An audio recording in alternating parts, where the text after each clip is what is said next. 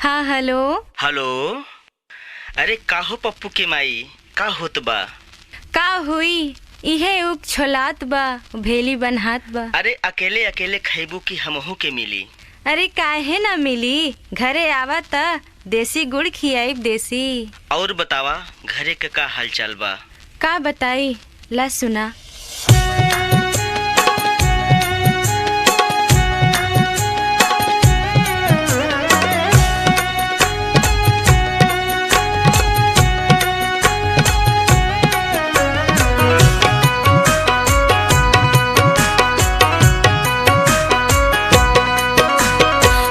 कुछ बाटे ठीक ठाक हो ना कवनो परेशानी। जोन्हरी कट गे धान पकत बा, बरसल बा खूब पानी। ऊख के खेत में बड़का कक्का काकी करे छोलाई। छोटका बबुआ कोल्हू सांगे करत हउए पेराई। ओ घर आजा परदेसी, गुड़ देसी। ओ घर आजा परदेसी, खियाई तुह गुड़ देसी।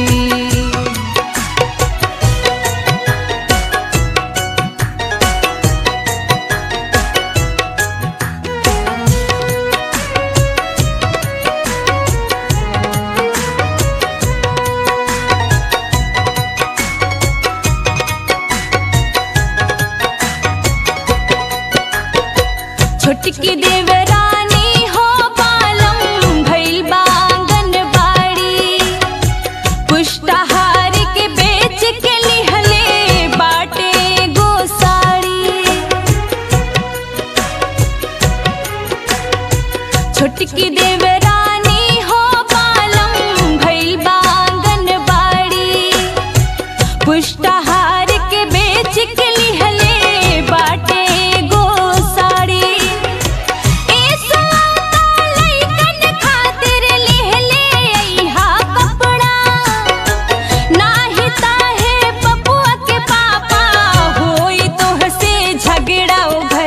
परदेसी, खियाई तुह गुड़ देसी।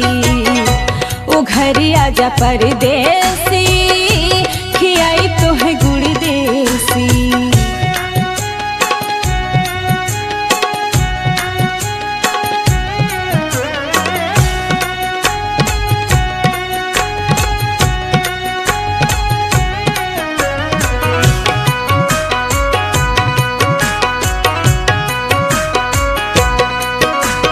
रुपिया भेज दिहा कुछ साजन भैस बाटे नियर आइल।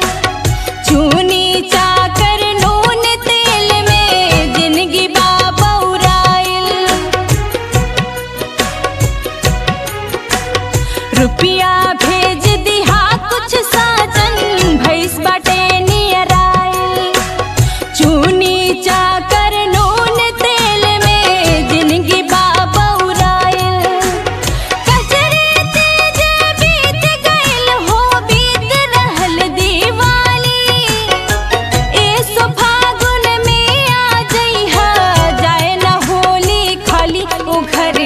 परदेसी, खियाई तुह गुड़ देसी। ओ घर आजा परदेसी, खियाई तुह गुड़ देसी।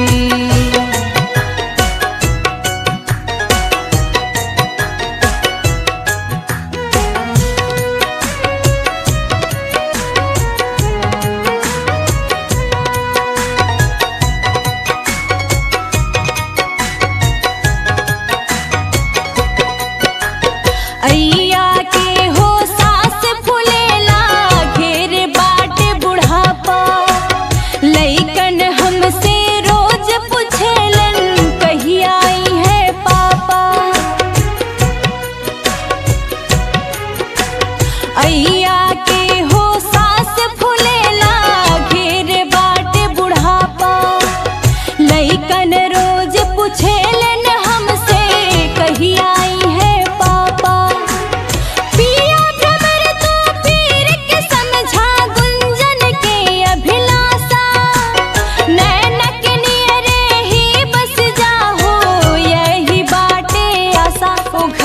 आजा परदेसी खियाई तुम्हें गुड़ देसी ओ घरे आजा परदेसी